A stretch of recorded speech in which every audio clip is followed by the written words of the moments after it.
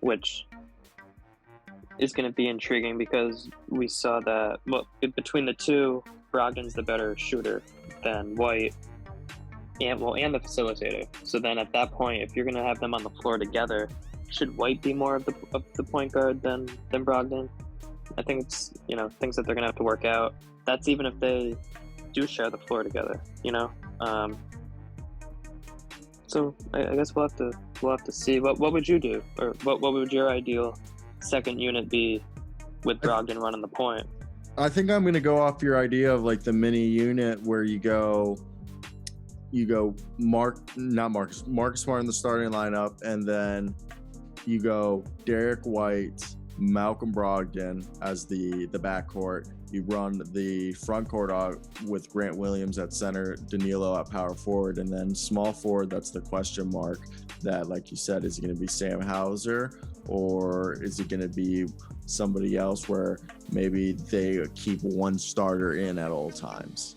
Or do they maybe even they bring in somebody that we don't know, or if they go ultra small where they put Peyton Pritchard at the 2 guard, they put White at point, and they run Brogdon and in the wing position because he's almost 6'5". Yeah, he does have some size, and he can play the wing position. That's another unique quality he has to him. I'm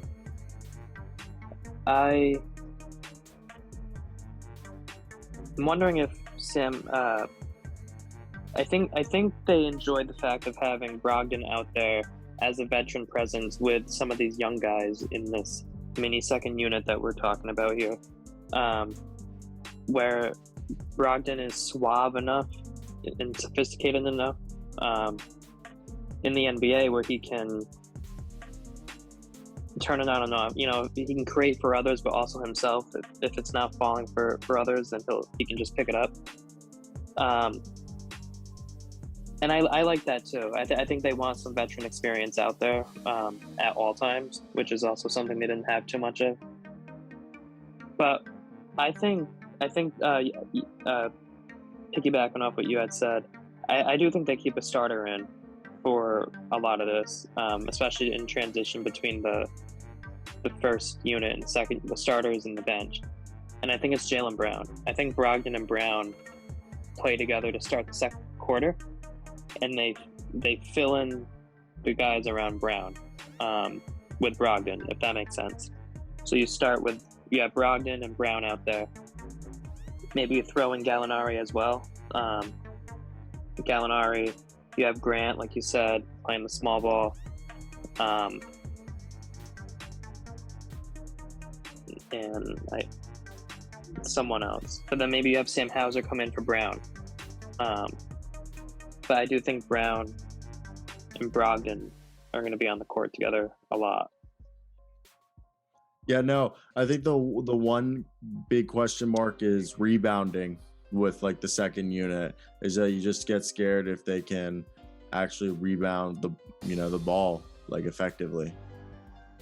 Yeah, second chance opportunities and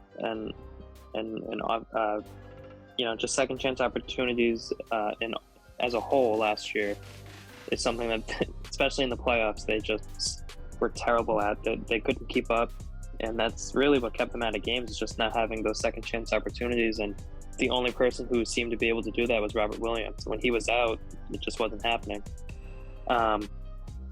If you have all those guys, Brogdon's pretty active on the boards, Jaylen Brown, it is about defensively as much as it is offensively, because we know we're not going to get much defensively out of Gallinari. So you need to compensate for that with the other guys you have around him on the floor. But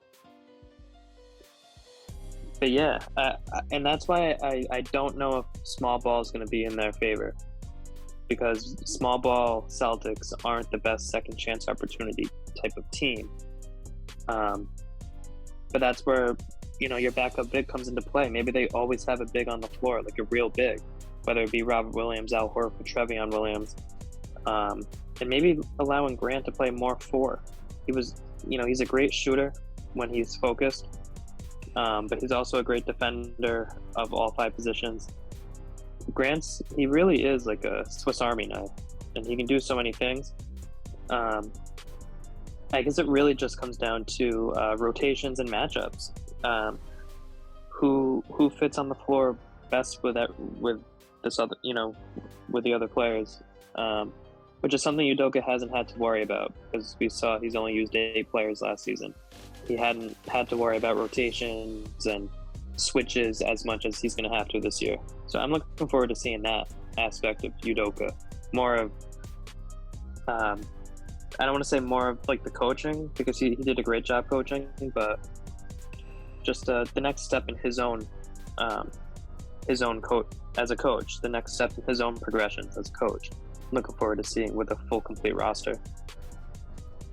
Yeah, no, I mean, they did an excellent job for literally being able to turn around from a horrendous start to go on a run, to have the league's best defense. Like, first off, everyone was ripping on Ime Udoka at the beginning of the year like it was Jason Kidd on the Milwaukee Bucks all over again, where they're like, switching everything does not work. Switching at basically like his tactics, but then it just seems like Coach Udoka just ingrained it in their brain. And I think that's why they're going younger, is I think it's easier to get young guys and mold them into what you want them to be than get an old buck, because those guys are set in their ways. Yeah, no, absolutely. It really is. And it's all about development, and the Celtics have done a great job developing their young guys to be serviceable for what they expect them to be. Pretty much their entire team are all homegrown guys, and it's great. They've all been drafted by them, all spent time in Maine, all worked in-house, and it's awesome.